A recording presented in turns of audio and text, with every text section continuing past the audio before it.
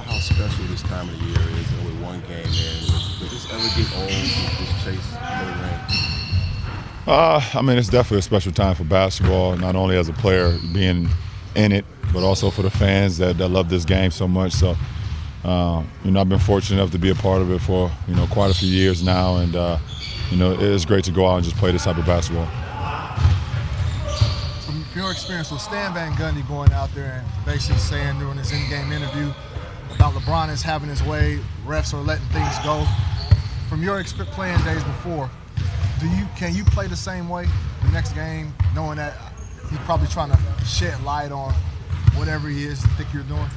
Well, I'm just now getting wind of that, but it doesn't stop me from doing. I would never change my game, no matter what a player or a coach say.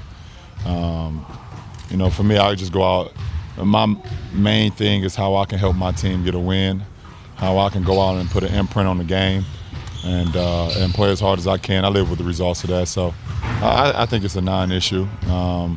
He's going to say what he has to say to try to get an advantage for his team, but at the end of the day, the game is played in between the four lines, and that's all that matters. It's a given that physicality is going to get ramped up in the playoffs, but what do you think about that being a factor in Game 1? Did you think that was an advantage to you guys as a team, or?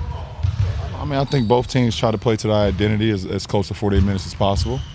And I think it was a physical game, which it should be. I mean, it's the postseason. I thought a couple calls could have went different ways, but that happens. I mean, it happens throughout the course of a game, but I thought both teams got to their identity as much as they could in Game 1. You're not hearing about that. Is that part of the blackout, social media blackout? Yeah, I only hear it when I see you guys. Whatever y'all bring up, I don't know what's going on as far as the conversations outside the four lines. You probably didn't hear Stanley Johnson's comments either. No. He was upset about a play between you two where he ended up on the ground and got called for a foul. He said you tackled him and said that if he gets the same chance, he'll tackle you. The game is won in between the four lines. So, I mean, whatever that game presents itself, I mean, at the end of the day, it's not about me versus Stanley Johnson or me versus Stannis versus Cavs versus Pistons. And I'm trying to help this team advance and get another home win so we can protect home. So I don't get – listen, man, I'm 31 years old, man. I don't get caught up in no shenanigans. LeBron, you've faced this team so many times. Can you anticipate how the Pistons will play differently in this second game? Well, I mean, I think the playoffs is about adjustments, and, I expect them to have some. But, I mean, all teams have worked, for the most part, their process throughout the whole season. So, I don't see much can change from either teams. But, you do try to make adjustments from game to game and see how it can benefit your team. Ron, I'm not sure I've seen many 10-pass possessions before. Just in general, your ball movement this year has been better. How encouraging has that been? Well, it's how you want to play. When everyone feels involved, everyone feels comfortable on the offensive end. It makes us that much more dynamic and dangerous when you don't know where the ball is going. And obviously, we know that myself and Kai and Kev gets the bulk of the shots, but to keep our other guys involved, you can always key it. You can always key on them in late game situations if we need a big one. I wanted to ask you not only about that play, but there's a couple on Sunday. From where we're sitting, it looks like you've got a shot near the rim, but you keep the ball moving. Why is that in situations like that you make the extra pass when it appears like you would have a shot near the rim yourself? I mean, at the end of the day, if you go throughout my whole career, I probably had a million shots where I could have shot it. But that's not, for me, I'm just trying to make the right play. The ball was moving so wonderful. In that possession, I made a play, could have got underneath the rim. I seen the replay, I had a layup, but RJ had a really good shot, and RJ could have shot it too. But Deli had a great shot, and he swung it one more time to Deli, and he knocked it down. So, when the ball has energy like that, good things happen. When they had Tobias and Marcus on the floor together, it seemed like there was some cross-matching going on, Marcus picking you up. Were you surprised by that, and how do you expect that they will approach Game 2 in defending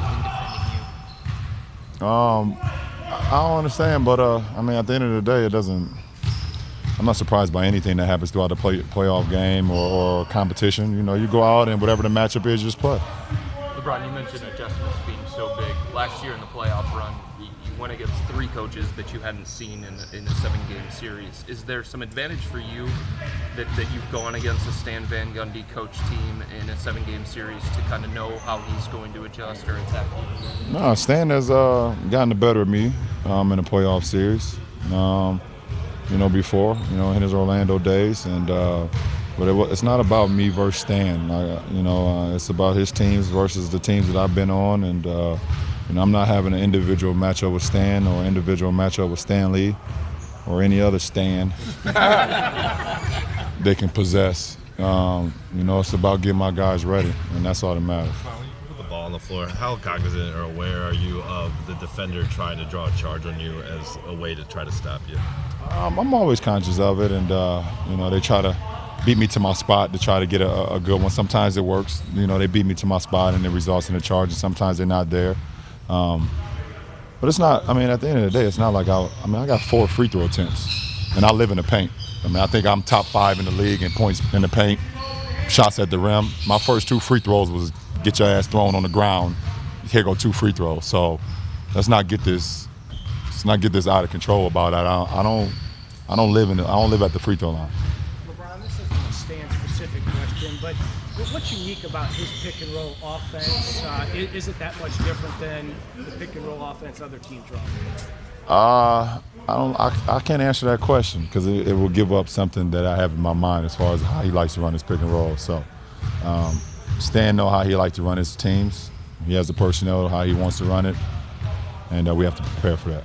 LeBron, back in 2006, that's your first time to play playoff. In the last 10 years, how can you make adjustment personally as a player? Adjustments is made from game to game, in between the days, and also on the fly during the game. There's going to be situations that you just you didn't practice because they made something that they didn't have before, or some things happen in the game. So you have to be ready to make adjustments. And as a veteran on this ball club and having other veteran guys that's going to be on the floor, we have to be able to make that adjustment to make sure our guys are ready for it. You just said it, but you only get to the line 4 times. Do you think it's difficult for officials to distinguish between a charge and that when you're coming to that speed and that aggression going to the hole? Well, it's a bang-bang play, most of the times, and I think the referees do a great job of getting it right the majority of the time. Sometimes they don't get it right, but we turn the ball over as players. So, I think the referees did a great job in Game 1, and they continue to do that in the future. LeBron was 6 man. Talk about a special motivation for the finals. Is that special motivation still in effect? My motivation is always there, and I'm happy to be a part of the playoffs once again. LeBron was 6 man being announced today. How surprising is it to see Tristan Thompson finish 10th? It's at the end of the day, it's he does a great job for our team. He doesn't want league recognition. He does a great job for our team, and he's an impact for our team, impact player. So either as coming off the bench or a starter. So he doesn't need to earn his respect from nobody. People know what he's capable of doing.